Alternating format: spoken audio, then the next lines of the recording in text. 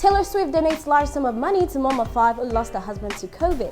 Kris Jenner admits that Kim is everyone's go-to call in time of crisis. And lastly, Demi Lovato shoots an entire documentary before an overdose that will never be seen.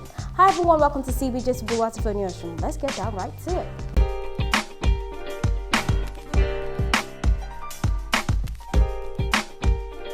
Taylor Swift continuously shows how much of a giver she is as she donates to the GoFundMe page of a family who lost their father to COVID. Taylor Swift and her mother donated a whopping £36,000 to the GoFundMe account of Vicky Corless, who lost her husband to COVID a week before Christmas last year. Although the initial target of the GoFundMe page was to reach $50,000, with Taylor Swift and her mother's donation, they were able to surpass that to a whopping $60,000.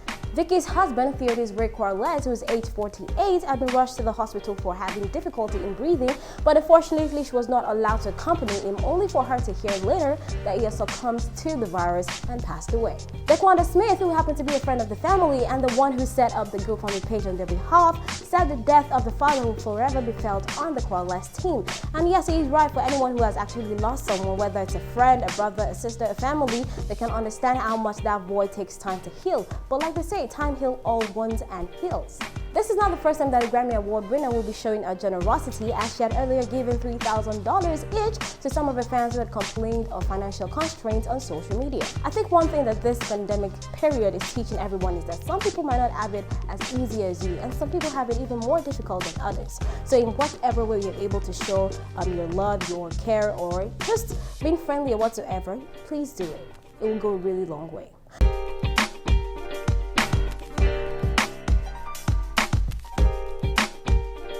Moving on to the next, Kris Jenner admits that Kim is everyone's go-to call in her time of crisis. Being a mom and a manager might be crazy sometimes, although Kris Jenner has shown time and time that she could do both, even if they get in over their head sometimes. In an interview, she has admitted that during crisis and drama, a go-to call person is Kim. Yes, because Kim, according to her, is the one who thinks things through and stays calm through everything. And Kim also wasted no time in complimenting her mother in return, saying she doesn't know anyone who knows how to have fun that much and also how to keep it together.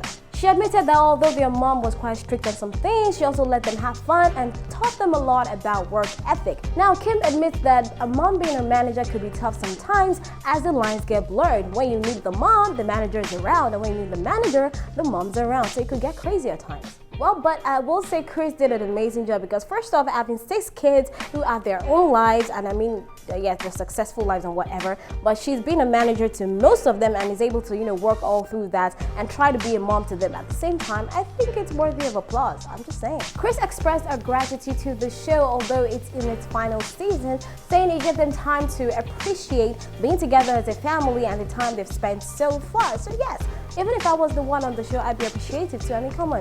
That many seasons and having everybody together at the end, to close up and wrap up the show. So yeah, I think they've had a good run so far.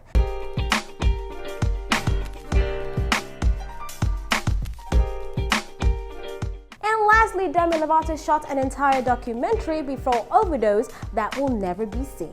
Now, how do we know this? This was revealed during Demi Lovato's much anticipated YouTube original documentary, Dancing with the Devil. And according to Demi, the documentary, which was shot before her overdose in 2018, showed just the tip of the iceberg of what was going on.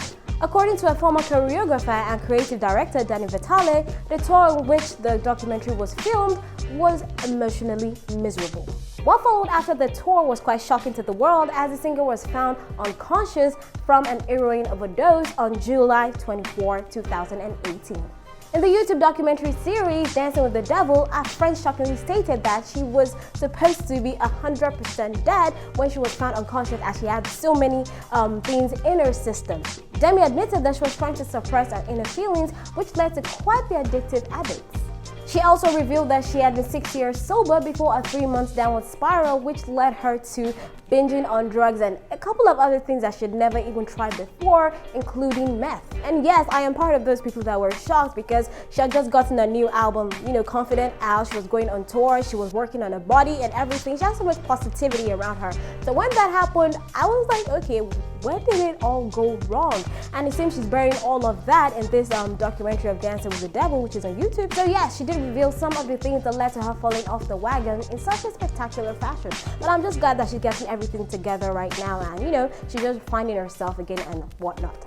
Alright guys, that's about it today on TV Gist. Thank you so much for joining in. I remember what's for your show. Until I come away next time, follow us on every of our social media pages, on Instagram at cameraboy.tv, Facebook at cameraboyofficial, and Twitter at cameraboytvng. And also like and subscribe to our videos on YouTube at cameraboytv. And if you want, you can also follow me on Instagram at watife_oni, same thing on Facebook and Twitter. So until I come away next time, stay safe.